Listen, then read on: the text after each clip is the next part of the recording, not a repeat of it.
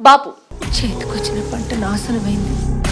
ఒకసారి ఆలోచన చేయను ఆయన. నేను చచ్చిపోతారా పక్క.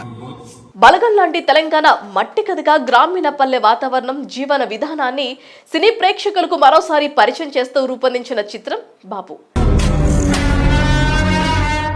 ఆయన బతుకుండే కొన్ని రోజులైనా బాగా చూసుకుందాం.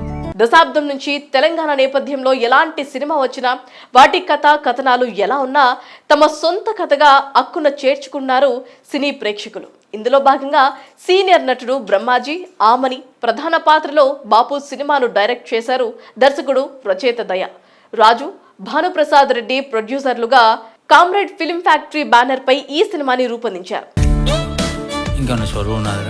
అప్పులో ఇంటి మీదకి వస్తున్న సిగ్గులేదు కానీ ముసలోని బొక్కసారి కావాల్సి వచ్చింది. ఇందులో నటులుగా బల్గం సుధాకర్ రెడ్డి, ధన్య బాలకృష్ణన్, రచ్చ రవి తదితరులు నటించారు.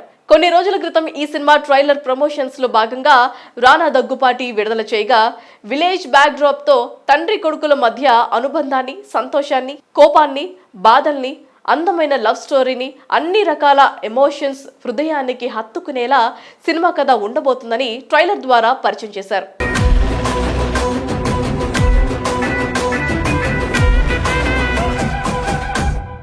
అంతేకాక బలగం స్టైల్లో కొన్ని సెన్సిటివ్ పాయింట్లు, ఎమోషన్స్ కథకు జోడిస్తూ హృదయమైన సంగీతంతో సినిమా రూపొందించారని ట్రైలర్ ద్వారా అర్థం చేసుకోవచ్చు.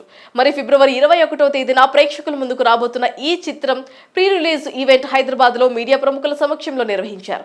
ఈ కార్యక్రమానికి ముఖ్య అతిథులుగా నూతన దర్శకులు Nag Ashwin, Buchibabu Sana, Chandoo Mondeti, hero Satyadev, music director Bheems, cinema నిర్మాత దర్శకులు, సాంకేతిక బృందం, నటీనటులు హాజరయ్యారు. ఈ సందర్భంగా బ్రహ్మాజీ మాట్లాడుతూ సహజంగా ఈ రోజుల్లో ఒక సినిమా ఈవెంట్ కు అతిథుల్ని పిలవాలంటే అది సాధ్యపడే విషయం కాదని, వారం రోజుల ముందు వారి ఆఫీస్ కు మేనేజర్ ని పంపించాలి, అన్ని విషయాలు చెప్పాలి, అప్పుడు వీలు పడితే వస్తారు తప్ప లేకుంటే రారని చెప్పారు.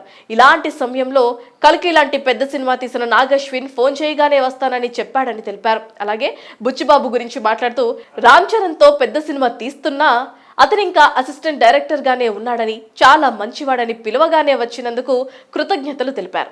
ఇక ఈ సినిమా సక్సెస్ చేయాలని, మంచి కలెక్షన్స్ ఇవ్వాలని, అప్పుడైతేనే నిర్మాత తనకు రెమ్యునేషన్ ఇస్తాడని సరదాగా చెప్పుకొచ్చారు.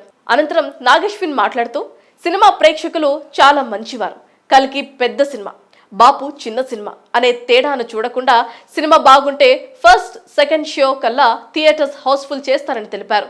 ఈ సినిమా ట్రైలర్ను తాను చూస్తానని, చాలా బాగుందని, ఇందులో నటించిన నటులు, సాంకేతిక నిపుణులకు ఆల్ ది బెస్ట్ చెప్పారు.